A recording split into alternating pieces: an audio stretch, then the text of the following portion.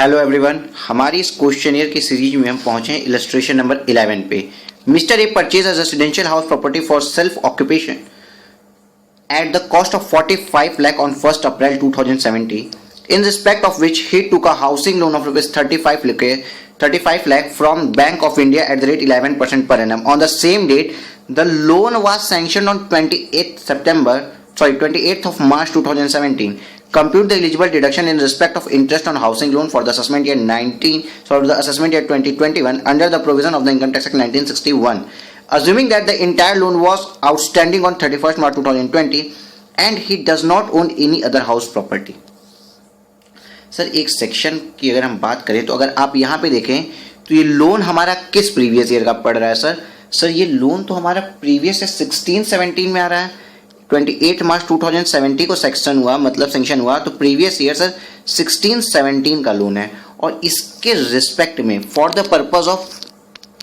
Purpose of previous year 16-17 एक specific section sir special section इस year के लिए आई थी। देखिए होता क्या है ना, मैं आपको एक बात बताता हूँ, गवर्नमेंट की पॉलिसीज होती हैं, गवर्नमेंट के पॉलिसीज के बेसिस पे पूरा आपका आईटी एक्ट है, इनकम टैक्स एक्ट। गवर्नमेंट की पॉलिसी होती है जिस ईयर में जिस चीज को प्रमोट करना होता है उस चीज पर वो डिडक्शंस दे देते हैं। एज लाइक अभी कोविड-19 के बाद मुझे जहां तक लगता है कि इनको medium and small enterprises MSME को, मतलब जो छोटे और मझले वर्ग के इंटरप्रेन्योर्स हैं, इंटरप्राइजेस हैं, उनको बढ़ाने के लिए एमएसएमई के ऊपर कुछ वो पैकेजेस वगैरह देंगे, आई थिंक सो। तो इसके लिए स्पेसिफिक कुछ लाएंगे। इसी तरीके से 2016-17 में, प्रीवियस ईयर्स 2016-17 में इन्होंने हाउसिंग लोन के ऊपर स्पेसिफिक कुछ चीजें दी। क्यों? हाउसिंग लोन को प्रमोट करने के लिए। आपने कुछ साल पहले भी अफोर्डेबल हाउसिंग के बारे में भी सुना होगा, तो भी उन्होंने दिया था, बट अभी हम 2016-17 की केवल बात कर रहे हैं। और सर ये किस सेक्शन के अंदर दी? तो इसका उन्होंने सेक्शन बोल दिया 80E, ठीक है, 80E सेक्शन के अंदर हाउसिंग लोन 16-17 में जो हाउसिंग लोन 16-17 में क्या हुए हैं, सैंक्शन हुए, जो हाउसिंग लोन, वर्ड सुनिएगा, जो हाउसिंग लोन 16-17 में सैंक्शनड हुए हैं उनके लिए उन्होंने क्या कहा? सर उन्होंने कुछ कंडीशन दी। पहली बात तो कंडीशन क्या, 80E लगने की कंडीशन है कि आपका लोन 16-17 प्रीवियस ईयर में सैंक्शन होना चाहिए। दूसरी बात उन्होंने कहा कि आप जो है आपका जो लोन अमाउंट है ना वो लेस देन और इक्वल टू 35 लाख होना चाहिए, इससे ज्यादा का लोन नहीं होना चाहिए। एंड जो आपने हाउस प्रॉपर्टी ली, जो आपने हाउस लिया, ये हाउस की बात हो रही है, please be enough mature, house की बात हो रही है। हाउस प्रॉपर्टी की जो वैल्यू होती है वो 50 लाख के बराबर या उससे कम, 50 लाख से ज्यादा का घर के लिए नहीं। मतलब ये क्या, मीडियम सेक्टर को, 50 लाख का घर मतलब मीडियम सेक्टर के लोगों को टारगेट कर रहे थे। लोन 35 लाख के से ज्यादा का नहीं होना चाहिए, जो घर आप ले रहे हैं वो 50 लाख से ज्यादा का नहीं होना चाहिए। 16-17 में बात कर रहे हो आप। और दूसरी बात कि जो एसएससी घर के लिए लोन ले रहा है वो एसएससी कोई और होल्ड, कोई और नॉट ओन्ड कोई और घर नहीं ओन करना चाहिए। Not owned any other house property, कोई और हाउस प्रॉपर्टी वो ओन नहीं करना चाहिए। ये चार रूल्स लगते हैं। पहली बात तो 80E के, ठीक है सर। अगर हमने इन चारों रूल्स को सर अगर हमने सेटिस्फाइड कर दिया तो क्या होगा, देन यू आर एलिजिबल। किस चीज के लिए सर एलिजिबल है? For the purpose of deduction of 80E, जो आपको कहता है कि आपका इंटरेस्ट ऑफ हाउसिंग लोन, ये जो आपने लिया था ये डिडक्ट हो जाएगा 80E के अंदर, ठीक है सर। बट सर हाँ sir, interest of housing loan के बारे में आपने में हाउस प्रॉपर्टी में भी कुछ पढ़ाया है। सर क्या पढ़ाया है मैंने हाउस प्रॉपर्टी में? सर आपने हाउस प्रॉपर्टी में मुझे बताया था कि हाउसिंग लोन का इंटरेस्ट तो सर डिडक्टेबल होता है। हाउसिंग लोन का सर जो इंटरेस्ट होता है उसकी हमको डिडक्शन मिलती है अंडर सेक्शन 24B में। हाँ सर, बी फॉर बोरोइंग आपने याद दिलाया था। तो बोरोइंग पे जो मेरा इंटरेस्ट है उसकी 24B में सर डिडक्शन मिलती है। और सर ये भी डिडक्शन जहां तक मुझे याद है सर आपने बताया था अप टू 2 लाख रुपीज मिलती है। हाँ तो आपको सब कुछ सही याद है, बट ये तो मिल ही रही है। ये 16-17 प्रीवियस ईयर 16-17 में जिनका लोन इशू है उनको ये एडिशनल मिल रहा है, ये एडिशनल डिडक्शन मिल रही है 50, ये एडिशनल डिडक्शन मिल रही है किसकी, ₹50,000 की। सर 50,000 क्या हुआ? हाँ, ये 80E की जो लिमिट है ना, ये 50,000 लिमिट है। कितनी है सर? 50,000 लिमिट है। ओके सर, इतनी सी बात। अब आते हैं अपने क्वेश्चन पे। क्वेश्चन में हमने देख लिया कि सर जो ये मिस्टर ए परचेज की एक रेसिडेंशियल हाउस प्रॉपर्टी, ठीक है, सेल्फ ऑक्यूपेशन करेंगे, सेल्फ ऑक्यूपेशन लेंगे, इसमें खुद ऑक्यूपाई करेंगे इसको, और 45 लाख रुपए, मतलब 50 लाख से कम इस घर की कीमत है। हाँ सर, 50 लाख से कम इस घर की कीमत है, और इसके लिए उन्होंने हाउसिंग लोन लिया 35 लाख रुपए का। मतलब हाउसिंग लोन कितना एलिजिबल है? 35 लाख या उससे कम। ठीक है सर, ये पॉइंट्स आप लोग लिखते रहा करिए। और फिर अगेन मैं बोल रहा हूँ, जब हम पढ़ा रहे हैं तब बिल्कुल आप नहीं लिखेंगे। क्वेश्चन पूरा होता है, पॉज करके उसके बाद आपको जो करना है करिए, लिखना है लिखिए। उन्होंने 35 लाख का जो लोन लिया वो सैंक्शन कब हुआ सर? 28 मार्च 2017। मतलब सर 16-17 वाली कंडीशन भी आ गई। 11% इंटरेस्ट रेट था आपका। ठीक है sir. Compute the eligible deduction in respect of the interest of housing loan for the assessment year 2021 under the provision of income tax act 1961। हम अज्यूम करेंगे कि इंटायर लोन जो है वो आउटस्टैंडिंग है, कुछ भी रिपे नहीं हुआ है प्रिंसिपल टूवर्ड। चलिए सर, और इन्होंने कोई और हाउस प्रॉपर्टी भी नहीं लेके रखी है। मतलब ये चारों की चारों कंडीशन जो हमने 4 कंडीशन बताई थी, पहली कंडीशन 16-17 का था, कोई और हाउस प्रॉपर्टी होल्ड नहीं करके रखी, लोन 35 लाख है उससे कम, हाउस प्रॉपर्टी 50 लाख है उससे कम की अमाउंट की है। चारों कंडीशन सेटिस्फाइड हो गई तो 80 बोलो बोलो ई का डिडक्शन मिलेगा। सर तो सॉल्यूशन पढ़ लें। Interest deduction for assessment year 2021, deduction allowable while computing income under the head of income from house property कितना होगा सर? 3,85,000 का डिडक्शन अंडर सेक्शन 24B आएगा सर, जो मेरा इंटरेस्ट ऑफ हाउस प्रॉपर्टी है। सर 3,85,000 कहाँ से आया? हमने लोन कितने का लिया है सर? 35 लाख रुपए का हमने लोन लिया है। लोन कितने रुपए का लिया है? अगेन बोलिए, 35 लाख रुपए का लोन लिया है, और बोल रहा है कि कोई भी अमाउंट इंटायर लोन मेरा आउटस्टैंडिंग है, मतलब मेरे पूरे 35 लाख पे 11% का इंटरेस्ट लगेगा। हमने प्रिंसिपल के टुवर्ड कोई कंट्रीब्यूशन नहीं किया, तो टोटल सर मेरा आता है 3,85,000 रुपए का इंटरेस्ट। 3,85,000 रुपए का इंटरेस्ट आता है, जिसमें से हमको 24B मतलब house property act, house property head के अंदर 2 लाख की तो एग्जम्पशन मिल गई। जो रिमेनिंग कितनी बची सर मेरी? 1,85,000 सर रिमेनिंग मेरी बच गई। अब डिडक्शन अंडर सेक्शन 6A लेंगे from the gross total income. Deduction under section 80EE 1,85,000 में जो रिस्ट्रिक्टेड कहां तक है? 50,000 ही डिडक्शन मिलेगा। बताइए सर कि ये सबसे इजी क्वेश्चन। बट अगर आपको ये प्रोविजनिंग नहीं याद है तो आपको दिक्कत होगी। और मैं आपको इतना कहना चाहूंगा, इतनी ज्यादा डिडक्शन चैप्टर्स बच्चे यूजुअली छोड़ देते हैं, ये हमें पता है। यूजुअली बच्चे छोड़ देते हैं, और जब एग्जाम का सिर्फ 1 महीना या 2 महीना बचा हो, और जो आपके एग्जाम्स जून वाले डिले हुए हैं तो जुलाई में आ गए हैं, और इसके बाद जो नवंबर का अटेम्प्ट होगा तो टाइम भी नहीं बचेगा। दोनों पीरियड के बच्चों के लिए टाइम कम है, दूसरा मन नहीं करेगा पढ़ने में। 1,00,000% गारंटी मन नहीं करेगा पढ़ने में, देन आप डिडक्शंस छोड़ देंगे, क्योंकि इसमें सेक्शंस बहुत से हैं। तो मेरी रिकमेंडेशन होगी कि जितने हम करा रहे हैं सिर्फ इतने ही कर लीजिए, बट कर लीजिए, क्योंकि आपको ये चीज़ें याद रह जाएंगी। ठीक है सर, आए अब हम, हाँ सर आइए सर नेक्स्ट क्वेश्चन खोजते हैं हम। नेक्स्ट इलस्ट्रेशन नंबर 12 के पहले हम जरा आपको लास्ट टाइम जो मैंने आपको प्रोविजन बताया था उस पर फिर से आते हैं। हमने आपको 80E बताते समय ये बताया था कि ये स्पेसिफिक पीरियड 16-17 के लिए ही है, और गवर्नमेंट इस तरह की पॉलिसीज लाती ही रहती है। 80E का क्वांटम था डिडक्शन का मैक्सिमम 50,000 रुपीज। बट क्या गवर्नमेंट यहां नहीं रुकी सर? गवर्नमेंट ने for the purpose of previous year, again सुनिएगा, प्रीवियस ईयर 1920 के लिए है ये था किसके लिए? 16-17 के लिए। प्रीवियस ईयर 1920 व्हेन अगेन हुडको के शेयर्स आने थे, हुडको जो कंपनियों के शेयर्स आने थे, और अफोर्डेबल हाउसिंग का जो आपने पूरी बात सुनी थी, ये उस ईयर की बात हो रही है। 1419 से लेकर 20 के बीच में अगर लोन सैंक्शन किया आपने, आपका लोन सैंक्शन हो गया है for the purpose of house property, for the purpose of house property, then आपको फिर से एग्जामिशन मिलती है। लेकिन इसका क्वांटम कुछ और है, क्या है वो मैं बताता हूं अभी। लेकिन कंडीशंस इसकी एकदम आप आमने सामने रखते हैं। इसकी कंडीशन क्या है? पहली कंडीशन तो ये प्रीवियस ईयर 1920 में होना चाहिए। दूसरी कंडीशन है इसमें लोन का अमाउंट लेस देन और इक्वल टू 45 लाख होना चाहिए। कितना? 45 लाख। तीसरी कंडीशन ये है कि जो आपकी हाउस प्रॉपर्टी थी, जो आपकी हाउस प्रॉपर्टी, एक सेकेंड,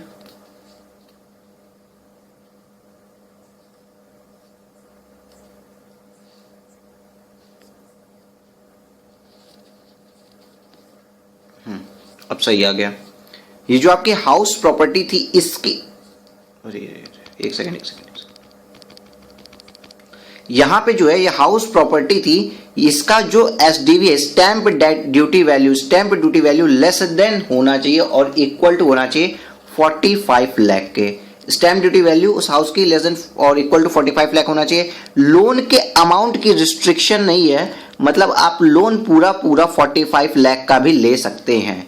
यहाँ पे ये एक बात थी, यहाँ पे क्या था 50 लाख की घर की वैल्यू तो 35 लाख का ही लोन था, यहाँ 45 लाख घर की वैल्यू बोल दी है, घर की वैल्यू घटा दी है, लेकिन स्टैंप ड्यूटी वैल्यू उन्होंने बोला है।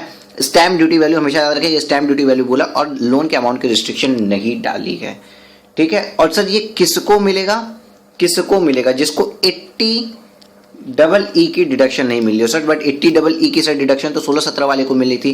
क्या पता 16-17 वाले की जो ये किस्त है बैंक की इंटरेस्ट, क्या पता 2019-20 में भी जा रही हो, तो अगर 2019-20 में जा रही हो तो इसको यही वाला बेनिफिट मिलेगा, मतलब 50,000 वाला। ये अपने आप को इस वाली सेक्शन, इस सेक्शन का नंबर है 80, मार्कर चेंज करके लिखते हैं, इसका सेक्शन है 80E,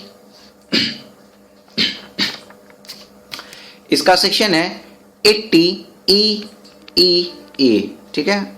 अब क्लियर लिखते हैं 80EEA, ये उसको नहीं मिलेगा। अगर आप जैसे 19-20 में आपको अब लोन का इंटरेस्ट भरना है, तो अगर आप 80E में बेनिफिशियल थे तो 80EEA नहीं लेंगे, ठीक है। तो चौथी कंडीशन का यही है, जिसके ऊपर 80E लगता है उसके ऊपर 80EEA नहीं लगेगा सर। बट इसको बेनिफिट एक्स्ट्रा कुछ दिया है क्या? हाँ, इसका क्वांटम दे दिया 1.5 लाख रुपए, 1.5 लाख रुपए तक का इसमें डिडक्शन मिल सकता है। बाकी जितनी बातें मैंने आपको 80E में समझाई थी, सेम बात 80EE में है, ठीक है सर। और भी कोई नई प्रोविजन आई है? एक और नई प्रोविजन आई है जिसके बारे में आपको बताता हूं। ये प्रोविजन के बारे में आपने करंट ईयर भी अगर मैं नहीं बोलूं, ये नवंबर 19 या अब छोड़ दो, आप याद करो, जनवरी या दिसंबर 19 से लेके जनवरी 2020 के बीच में जितनी जगह ऑटो एक्सपो हुए थे, उस ऑटो एक्सपो में सेंटर ऑफ अट्रैक्शन क्या था सर? सर एक बात समझ में आई थी, मारुति हो, हुंडई हो या टाटा मोटर्स हो, सबने अपनी इलेक्ट्रॉनिक कार निकाल दी थी सर। इलेक्ट्रॉनिक कार्स, सबने अपनी इलेक्ट्रॉनिक कार्स निकाली थी सर, सबने सर अपनी इलेक्ट्रॉनिक कार्स निकाली थी। और क्या था, गवर्नमेंट भी क्या कर रही है, आपने देखा अब BS6 की गाड़ियां बुला रही है, BS6 की गाड़ियां बोल रही है। क्यों? बिकॉज पॉल्यूशन कम हो। इट मीन्स अगर इलेक्ट्रॉनिक व्हीकल चलेगा तो भी तो सर पॉल्यूशन कम होगा। हाँ, तो गवर्नमेंट करेंटली प्रमोट क्या करना चाहिए, गवर्नमेंट इस समय किस चीज को प्रमोट कर रही है कि पॉल्यूशन कम हो और लोग इलेक्ट्रिक पावर का यूज करें, इलेक्ट्रॉनिक व्हीकल्स का यूज करें। और मैंने अभी आपको बताया था, जिस चीज को प्रमोट करना चाहती है उसके लिए एक डिडक्शन की सेक्शन लगा देती है। तो अगेन इसने एक डिडक्शन की सेक्शन लगा दी। आज इसने फिर से, मतलब इस बार फिर से इन्होंने इसके ऊपर एक डिडक्शन की सेक्शन लगा दी, जिसका है deduction 80EEB। Sir electronic bicycle से याद कर लीजिए, बट एक्चुअल में तो ये व्हीकल के लिए लगता है, इलेक्ट्रॉनिक व्हीकल्स के ऊपर लगता है। इसकी कुछ कंडीशन लगा दी कि सर कंडीशंस आप सेटिस्फाइड करिए, आपको इलेक्ट्रॉनिक गाड़ियां खरीदने पे डिडक्शन मिल जाएगी सर। बट 80BB को पहले बता दो हेडिंग क्या डाली इन्होंने बोला है कि डिडक्शन, मैं हेडिंग सीधे बता रहा हूं जो 80BB की लिखी है इन्होंने, deduction in respect of interest. Deduction ये इंटरेस्ट का ही दे रहे हैं, ठीक है। Deduction in respect of interest payable on loan taken for purchase of, असली लाइन तो सर यहां पे है, परचेज ऑफ इलेक्ट्रॉनिक व्हीकल आप परचेज करने के लिए जो भी लोन लेंगे उस पे आने वाले इंटरेस्ट का ये डिडक्शन देंगे, ठीक है सर कहां तक, क्या क्वांटम है सर, किस अमाउंट तक का डिडक्शन देते हैं सर ये 1.5 लाख रुपए तक का आपको डिडक्शन दे देंगे। ओ सर 1.5 लाख तक का डिडक्शन देंगे सर, तो इसके लिए हमको कुछ कंडीशंस भी सेटिस्फाइड करनी पड़ेगी। पहली बात तो ये कि जो हम लोन लेंगे ना वो इलेक्ट्रॉनिक व्हीकल्स के लिए लेना चाहिए, पहली बात तो।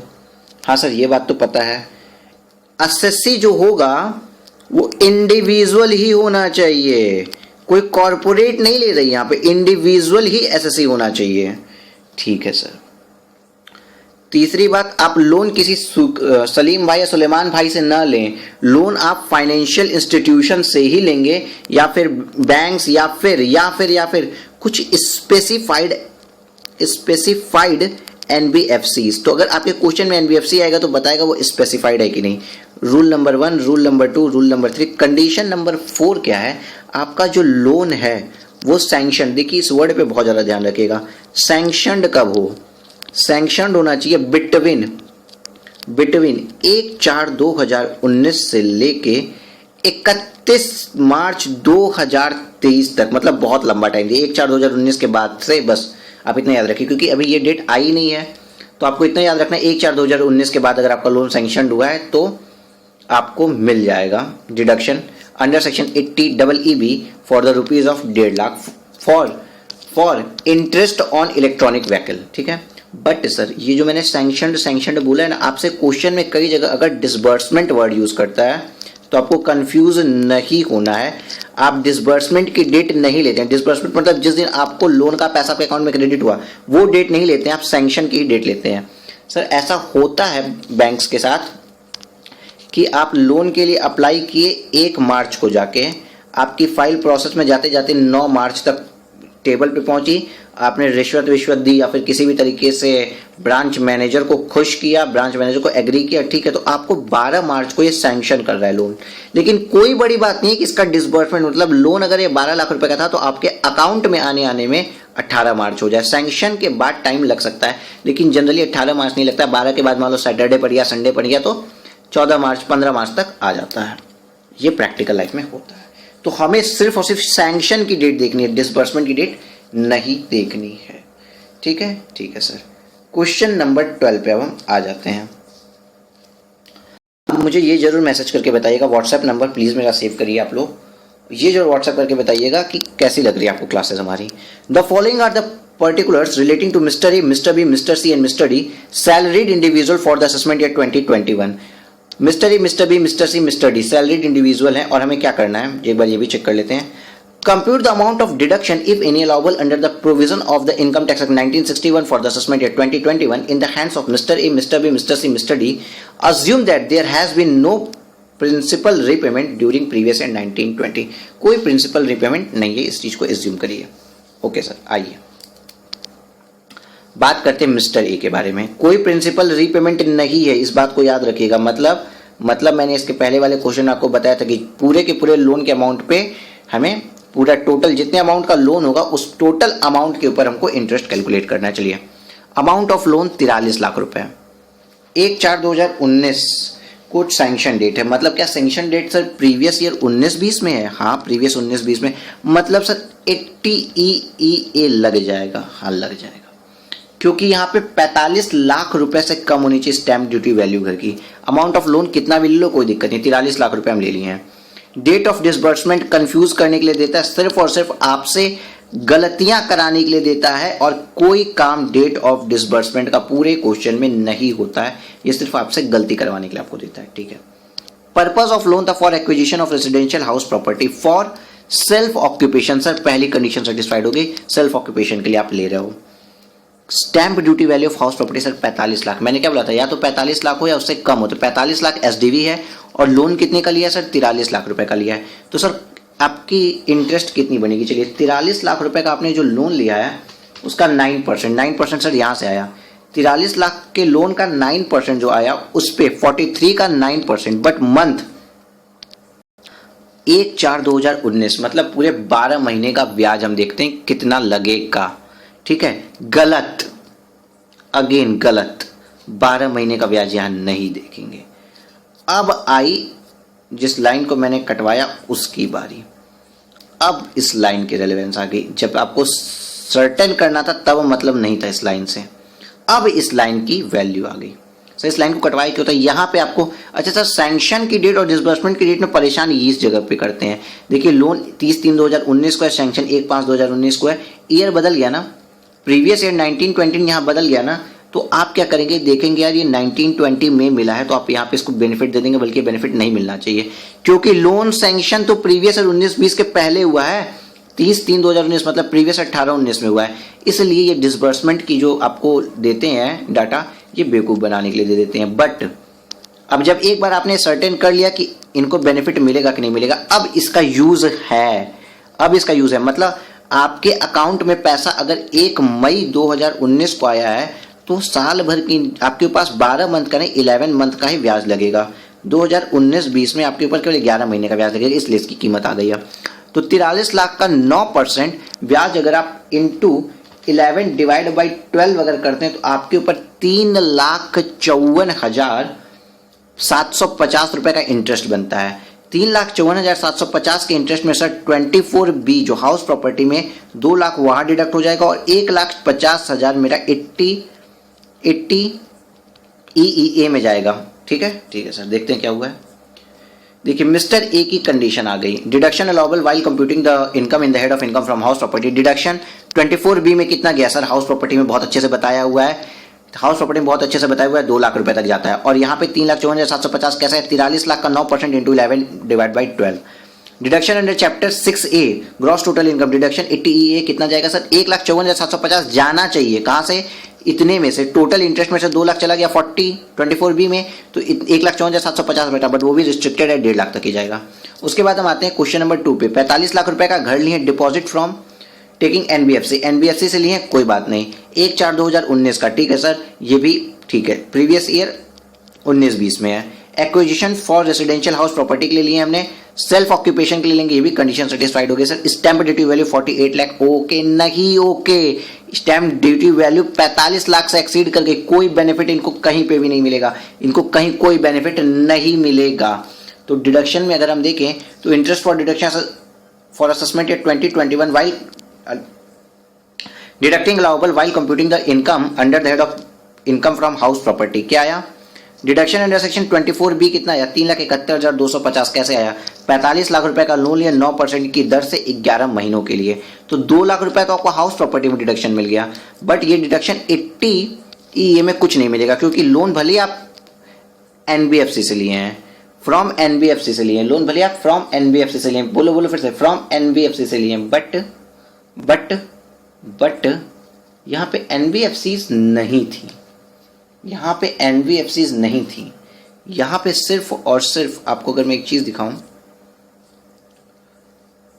इलेक्ट्रॉनिक व्हीकल की बात नहीं कर रहे हैं हम, बात कर रहे हैं, चलिए ये electronic vehicle loan should be sanctioned by a financial institution, NBFC को यहाँ पे नहीं बोला है, इसलिए ये भी थोड़ा गलती का पॉइंट है।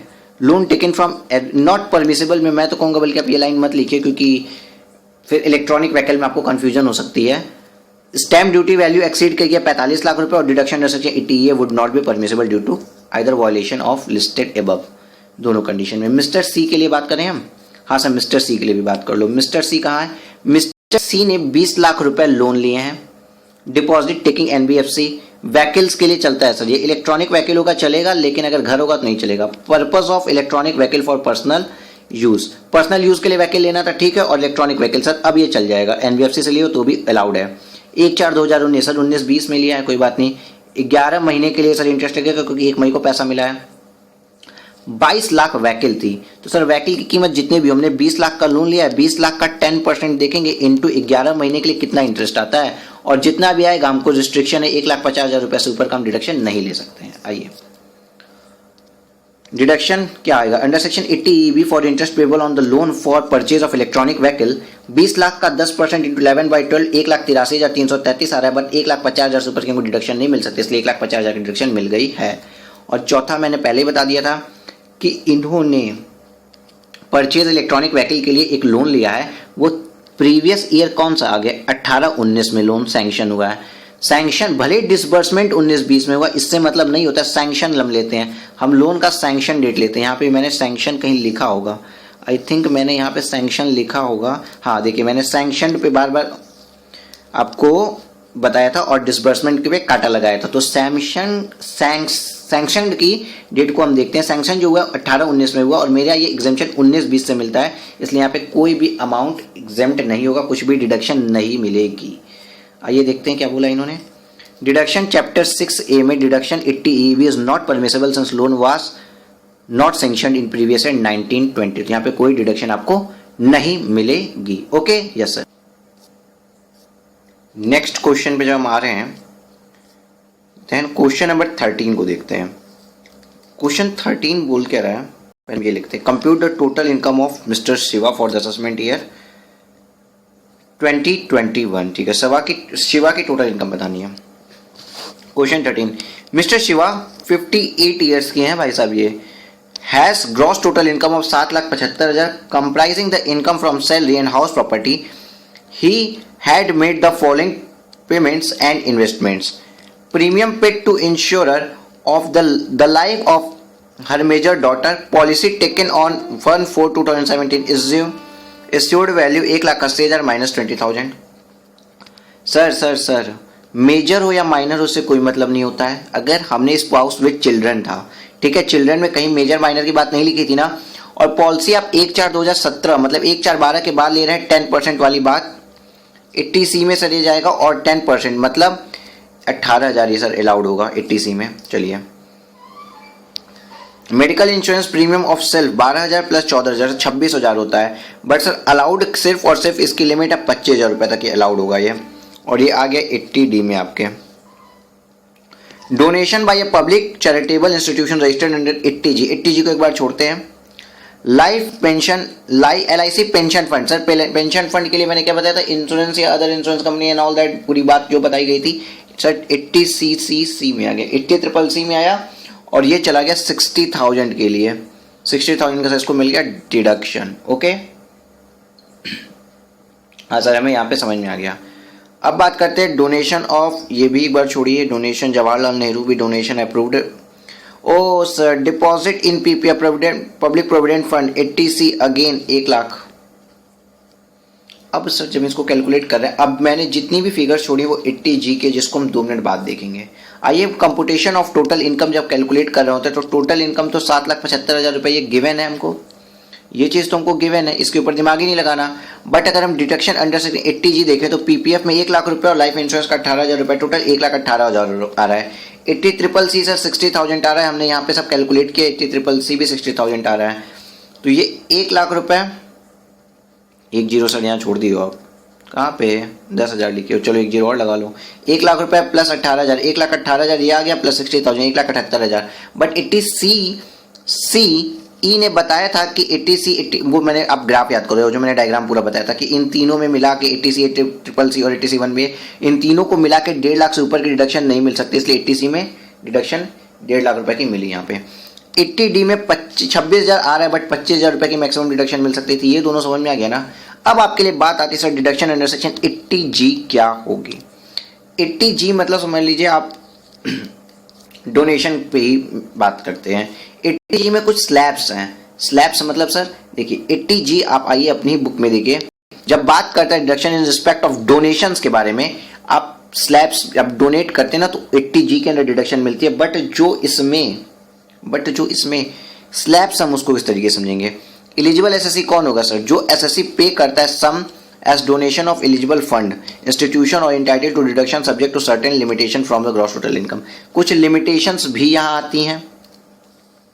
क्वांटम ऑफ डिडक्शन क्या होता है किसी को 100% अलाउड हो जाता है, मतलब अगर आपने 50,000 रुपये का डोनेशन दिया तो 50,000 रुपये अलाउड है। वो कौन सी सर स्कीम्स होती हैं, नेशनल डिफेंस फंड में, प्राइम मिनिस्टर रिलीफ फंड में, prime minister earthquake relief fund में हो गया, द अफ्रीका पब्लिक, मतलब ये सब पूरे फंड है, national children fund, national foundation fund, approved university chief minister, earthquake relief fund and all that, ये सब जितने भी है ना, ये महाराष्ट्र वाला, इन सबको आपको नाम याद करते करते थक जाएंगे, लेकिन क्वेश्चन में जब आएगा तो हमें पता चल जाएगा ये कहाँ से आया है। तो ये आप नाम पढ़ना चाहें तो पढ़ सकते हैं, बट आपको इतना पता चला कि कुछ फंड्स में पेमेंट करने पे 100% अलाउड होता है, ठीक है। दूसरी चीज हम पढ़ेंगे सर, अगर हमने कुछ फंड्स में डोनेशन दिया है तो 50% डिडक्शन अलाउड है without any qualifying limit. Sir नया वर्ड आ गया क्वालिफाइंग लिमिट, लेकिन यहाँ पे तो इसका कोई अर्थ ही नहीं है, विदाउट लिखा है। तो इतना समझ लीजिए अगर इसमें से किसी को आपने डिडक्शन की है तो डायरेक्ट, अगर आपने 10,000 रुपये इनको डोनेशन दिया है तो डायरेक्ट 50% मानिएगा, 5,000 रुपये आप डिडक्शन ले लीजिएगा। जवाहर, ये चारों लेकिन याद रखने हैं क्योंकि ये चार केवल 4 ही हैं, याद कर लीजिए। Jawaharlal Nehru memorial fund, prime minister drought relief fund, Indira Gandhi memorial trust और राजीव गांधी, मतलब गांधी परिवार की बात करते हैं। और सूखा लगा था, गांधी परिवार ने देश में सूखा ला दिया तो गांधी परिवार को याद कर लीजिए। जवाहरलाल नेहरू इंदिरा गांधी, राजीव गांधी और सूखा, तो ये क्या है 50%, इस पर जितना भी हम डोनेशन देंगे उसका 50% मिलता है। अब आती है बात sir donation qualifying for 100% deduction subject to qualifying limit. Government or any approved local authority institution or association for promoting the family planning, family planning के लिए 100% तो मिलता है बट क्वालिफाइंग लिमिट के लिए, और sum paid by a company as donation for the Indian Olympic के लिए भी ये बात आ गई। सर क्वालिफाइंग लिमिट का मतलब अब तो बता दो क्योंकि यहाँ पे इसका मतलब आ गया है, बता रहे हैं आपको। कुछ डोनेशंस होते हैं जो 50% डिडक्शन मिलती है but subject to qualifying limit, ये है institution of fund for the charitable purpose and all that, government to any local authority utilising for the charitable purpose, इन सबों के बारे में आप चाहो तो एक बार देख लो। बट सर अब मेन बात आती है सर क्वालिफाइंग लिमिट क्या होती है। क्वालिफाइंग लिमिट मतलब आपकी ग्रॉस टोटल इनकम जिसमें से कुछ इफेक्ट हटाने हैं। 80G की कोई डिडक्शन मत दीजिएगा, शॉर्ट टर्म कैपिटल गेन 118 या फिर लॉन्ग टर्म 112 या 112A वाला, या फिर any income on which income tax is not payable as like agriculture income जो एग्जाम्प्ट है वो, इन सभी को हटा दीजिए। टोटल इनकम आपकी जितनी उसमें से ये हटा दीजिए। क्या 80G की कोई भी डिडक्शन मत दीजिएगा, और long term capital gain, short term capital gain मतलब 111A 111A 112 112 और 112A इन दोनों को हटा दीजिए और एग्जाम्प्ट इनकम हटा दीजिए जो कि ग्रॉस टोटल इनकम में नहीं गई हो, तो जो बचता है उसको क्या बोलते हैं क्वालिफाइंग लिमिट बोलते हैं। उसका 10% निकालिए आप। उसके बाद जो डोनेशन आप दे रहे हैं सब्जेक्ट टू क्वालिफाइंग लिमिट उसको चेक करिए, कैटेगरी 3 और 4 वाले। लोअर ऑफ 2 और 3 निकालिए, मतलब आपका अगर मान लीजिए ये ग्रॉस टोटल इनकम अगर मान लीजिए आपकी आई है 20 लाख रुपए, तो क्वालिफाइंग लिमिट आपकी क्या होगी, इसका 10% 2 लाख रुपए, क्वालिफाइंग लिमिट नहीं, 20 लाख का आधा, 20 लाख का 10% 2 लाख रुपए। अब डोनेशन आपने कितने की दी है, मान लीजिए आपने डोनेशन दे दिया 60,000 रुपए की, तो इन दोनों में 60,000 रुपए, हाँ 60,000 रुपए ये हटाओ, तो इन दोनों में जो लोअर होगा 60,000 लोअर है ना, उसको मान लेंगे परमिसेबल लिमिट। ठीक है, ठीक है सर। अब आइए जरा अपने क्वेश्चन पे आप आते हैं। सर में 80G का डोनेशन 80G यहाँ है सर, 80G यहाँ है, 80G यहाँ है, 80G यहाँ है, कुछ जगहों पे 80G है। अब देखिए donation national children's fund 25,000 by way of cheque आपने दिया है, donation to national children fund 25,000 आपने दिया बाय वे ऑफ चेक। ठीक है सर, तो ये बात अगर होती है तो इस पे डिडक्शन मिलता है, इसको आप याद करिए 100% डिडक्शन अलाउड होता है विदाउट एनी लिमिट, मतलब ये 25,000 रुपये 80G में अलाउड होगा। इसको आपको लर्न करना पड़ेगा यहाँ पे कुछ चीज़ें। ठीक है सर। जवाहरलाल नेहरू, मैंने बोला गांधी परिवार आ गए तो 50% कर दिएगा विदाउट एनी लिमिट, तो 25,000 का आधा होता है सर 12,500 यहाँ अलाउड हो गया। Donation to approved institution to promotion of family planning, family planning के लिए आई थी बात 100% विथ लिमिट, लेकिन विथ लिमिट है यहाँ पे, तो लिमिट है तो मैंने स्टार लगा दिया। और donation by public to a public charitable trust registered under section 80G 50,000 by way of cheque, ये भी अगर किसी ट्रस्ट को देते हैं तो ये याद करना पड़ेगा बेटा, ये चीज़ आपको 50% विथ लिमिट आता है, विथ क्वालिफाइंग लिमिट। ठीक है सर, यहाँ तक का तो सर हमको क्वेश्चन समझ में आ गया, यहाँ तक का तो सर हमें क्वेश्चन समझ में आ गया था। कहाँ तक का? 80G के पहले तक का सर, यहाँ तक का क्वेश्चन हमें समझ में आ गया था, 25,000 तक का, यहाँ तक तो सर हम सॉल्व कर लेंगे। अब बात आती है 80G की, तो 80G को इन्होंने कंप्यूट कैसे किया। देखिए नेशनल चिल्ड्रंस फंड कितने हैं 25,000 रुपए के, नेशनल चिल्ड्रन फंड 25,000 का 100% डिडक्शन अलाउड है 25,000 रुपए। नेहरू गांधी परिवार आ जाए आधा 12,500 अलाउड है। Approved institution of promotion of family planning 100% with qualification limit 40,000, अभी ये फिगर कैसे आई पता नहीं। और पब्लिक चैरिटेबल ट्रस्ट 50,000 का हमने डोनेशन दिया है, डोनेशन का अमाउंट है 50% विथ क्वालिफाइंग लिमिट आ गया। अब हम सर क्वालिफाइंग लिमिट निकालेंगे, क्या निकालेंगे सर क्वालिफाइंग लिमिट। तो क्वालिफाइंग लिमिट कैसे निकलता है, देखिए सबसे पहले adjusted total income without 80G हमें निकालना था, तो बिना 80G के टोटल इनकम कितनी आ रही है 7,75,000 माइनस 1.5 लाख माइनस 25,000 करिए, 7,75,000 माइनस 1,25,000 मतलब ये आ गया 6 लाख रुपए। सर 6 लाख रुपए मेरी टोटल इनकम आ गई। यहाँ पे एक जगह हमने किया था क्या, ब्लैक पेन बेटा यूज कर रहे हैं हम। ये मेरी कितनी इनकम आ गई सर 6 लाख रुपए, इसका 10% कितना होता है सर 60,000, 10% निकालना था 60,000। अब करेंगे हम एक्चुअल डोनेशन कितना हुआ which is subject to qualification limit. अब देखिए एक्चुअल डोनेशन कितना किए जो सब्जेक्ट टू क्वालिफिकेशन लिमिट है सर, 50,000 के आपने डोनेशन कर दिए और 40,000 के डोनेशन कर दिए, 50,000 के डोनेशन कर दिए और 40,000 के डोनेशन कर दिए। तो यहाँ पे देखिए क्या लिखा है 60,000 आया 10% of adjusted total income of qualifying limit, 6 lakh कहाँ से आया ये आपको ऊपर वाली लाइन में पता चलेगा। एडजस्टेड टोटल इनकम निकाली थे, gross total income minus amount of deduction under 80C to 80U except 80G, ठीक है। First donation 40,000 approved institution from primary planning qualifying for 100% deduction subject to qualification limit has to be adjusted against the amount thereafter donation of public charitable trust qualifying 50% reduction subject to qualification limit is adjusted। मतलब पहले 100% वाले को allowed कर दो तो 40,000 का 100% कितना होता है सर 40,000 अलाउड हो गया, और मेरे पास क्वालिफाइंग अमाउंट की लिमिट कितनी है 60,000 है, तो चलिए सर ये तो क्वालिफाइड हो गया। अब 60,000 पे यहाँ पे सर 50,000 की है, लेकिन मेरे पास लिमिट में 60,000 लिमिट थी जिसमें से 40,000 लिमिट यूज हो गई, मेरे पास लिमिट के केवल 20,000 बचे हैं। अब क्या करें, अब क्या कर दीजिए। और दूसरी बात याद रखिएगा, आप कहीं गलती से पूरा 20,000 मत दे दीजिएगा, बिकॉज ये 50% ही अलाउ होगा। 50% भी किसका, अब असली मजे की बात आ गई, कृपया कृपया कृपया यहां ध्यान दें। 50% सब्जेक्ट टू क्वालिफाइंग लिमिट, ठीक है, सब्जेक्ट टू क्वालिफाइंग लिमिट पे ध्यान रखिएगा। अब सुनते जाइए बस, मैं पेन ब्लू दिखा रहा हूं आपको। Hence the contribution of 50,000 of provident or to public charitable trust restricted to 20,000 being 60,000 minus 40,000, ये 20,000 restricted है, हाँ, but now 50% of which would be the deductible under section 80G, therefore the deduction would be 80G in respect of donation to public charitable trust is 10,000 which is 50% of 20,000। तो sir qualification ये 50% ही हमको allowed था, हम 20,000 तक का deduction ले सकते हैं, लेकिन हम जितने का ले सकते हैं उसका 50% ही लेंगे, मतलब यहाँ पे 10,000 आ जाएगा और मेरा 87,500 जाएगा। तो 87,500 को हम 80G में डिडक्शन ले लिए, मेरी 5,12,500 टोटल इनकम आ गई। किसी को कहीं कोई डाउट हो नहीं सकता इसमें, क्योंकि ये केवल डाटाबेस था, कुछ एनालिटिकल था नहीं, डाटाबेस था एनालिटिकल था, वो मैं आपको यहाँ समझा दिया हूँ। अब बात करिए सर इलस्ट्रेशन नंबर 14 की, जिसमें मिस्टर गणेश एक बिजनेसमैन है जिनकी total income before allowing deduction under section 80GG। 80GG क्या है सर, 80GG होती है 80GG सर, आइए 80GG भी आपको दिखाते हैं। Deduction in respect of rent paid, rent आप जो पेड करते हैं उसके लिए डिडक्शन मिलती है, उस एसएससी को मिलती है जिसके पास जिसको कोई एचआरए रिसीव नहीं होता है किसी से भी। इसके लिए कंडीशंस कुछ दी हुई हैं कि आपको एचआरए रिसीव नहीं होना चाहिए या फिर एग्जाम नहीं होना चाहिए, कोई ओन्ड हाउस नहीं होना चाहिए, खुद के रेसिडेंस के लिए, ओन रेसिडेंस के लिए आप यूज कर रहे हो, आप जो एसएससी हैं वो उसके स्पाउस के नाम पे या माइनर चाइल्ड के नाम पे या फिर उसके एचयूएफ के नाम पे कोई घर वर नहीं होना चाहिए एंड ऑल दैट, इस टाइप की कुछ चीजें दी हुई है। बट मेन बात तो यहाँ पे आता है सर क्वांटम ऑफ डिडक्शन क्या है।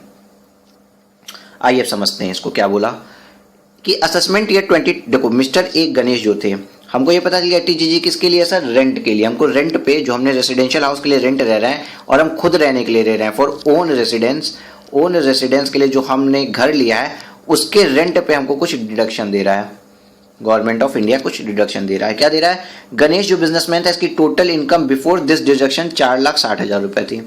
बिफोर दिस डिडक्शन हमेशा याद रखिएगा, यहाँ भी बिफोर दिस डिडक्शन का काम आएगा, 4,60,000 थी। ही paid house rent of 12,000 per month in respect of residential accommodation occupied by him in Mumbai, compute the deduction allowable under section 80GG। तो भाई सीधी बात, actual rent paid minus 10% of total income of the assessee before allowing the deduction.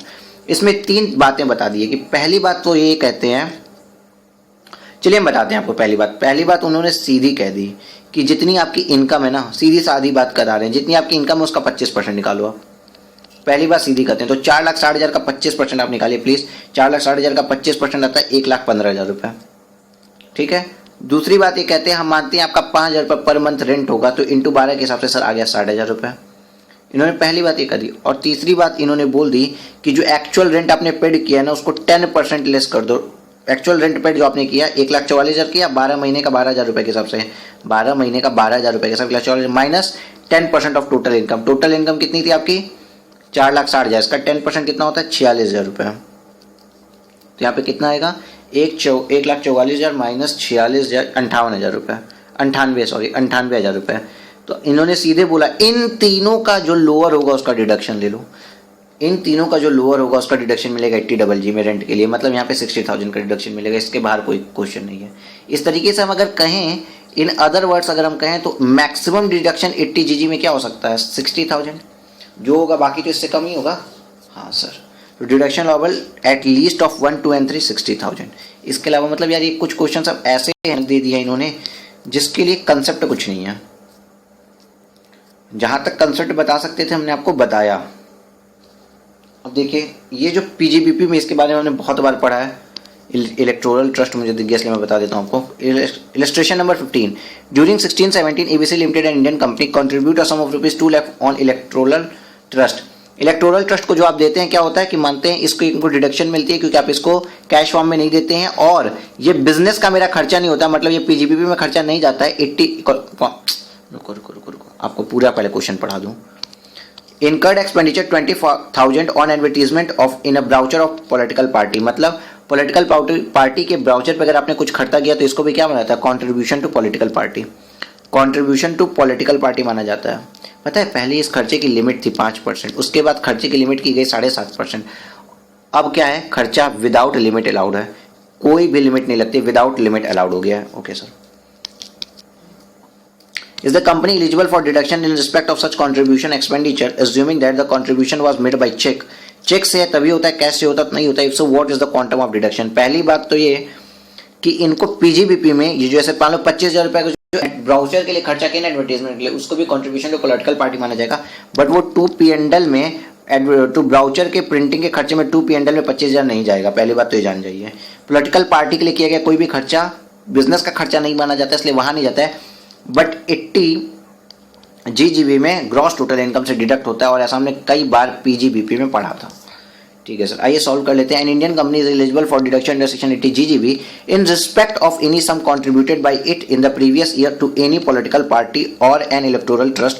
Further the word contribute in section 80 GGB has the meaning, contribute का meaning बता रहा है ये, देख लो बेटा, कंट्रीब्यूट का मीनिंग बता रहा है। देखो थोड़ी ये क्लासेस बोरिंग हो सकती है इस चैप्टर के लिए स्पेसिफिकली, और ये अपने लास्ट के 3-4 क्वेश्चन है, बट बर्दाश्त कर लीजिएगा क्योंकि इसके अलावा यहाँ पे कोई ऑप्शन नहीं है आपके पास, बर्दाश्त करना पड़ेगा। है ही ऐसी क्लास, ये है ही ऐसे, मतलब 3-4 क्वेश्चन कुछ, और जिसको बता दिया है कि भाई 293 में बताया कंट्रीब्यूट का मतलब 1956 के एक्ट में। ठीक है, आइए तो कंट्रीब्यूट तो कर रहे हैं, ये कंपनी जो है वो कंट्रीब्यूट तो कर रही है।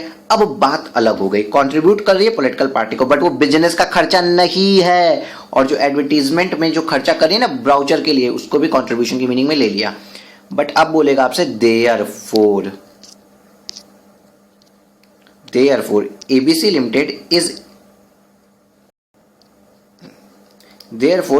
लिमिटेड इज एलिजिबल फॉर, देखिए मार्कर ही नहीं चल रहा,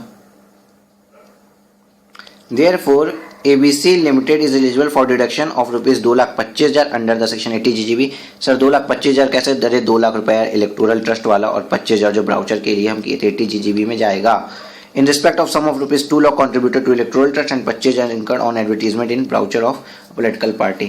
It may be noted that there is specific disallowance under section 37 to be in the respect of expenditure incurred on advertisement in brochure of a political party। मतलब political party के brochure के लिए जो आपने खर्चा किया है ना, वो कहीं अपनी बुक में टू एडवर्टीजमेंट अपने P&L अकाउंट में 25,000 मत दिखा देना, क्योंकि आपके बिजनेस का खर्चा नहीं था, ये बिजनेस में डिसअलाउड हो जाएगा। बट जब आप ग्रॉस टोटल इनकम निकाल दोगे तो वहां पे आपको 80 GGB में आपको डिडक्शन मिल जाएगी, 80 GGB में वहां पे आपको डिडक्शन मिल जाएगी। क्लियर है? हाँ सर, ये वाला क्वेश्चन भी हमारा क्लियर हो गया है।